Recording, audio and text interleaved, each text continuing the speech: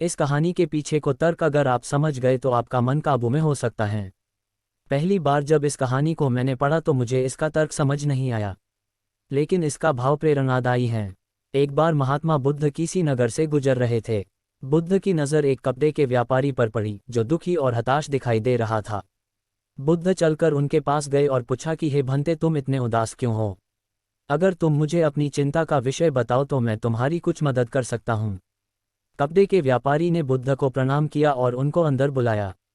उस व्यापारी ने कहा कि जब से मेरी पत्नी की मृत्यु हुई है, तब से मेरे घर पर मेरे छोटे बेटे की देखभाल वाला कोई नहीं है, इसलिए मैं हमेशा इसको अपनी दुकान पर लेकर आ जाता हूँ।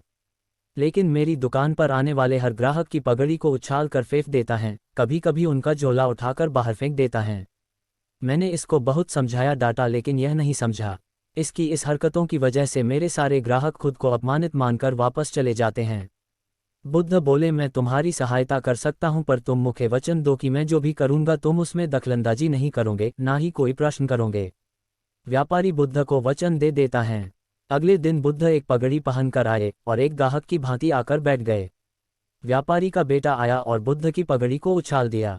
महात्मा बुद्ध मुस्कुराए और कहा, बहुत अच्छा, जाओ उस पगड़ी को वापस लेकर आओ।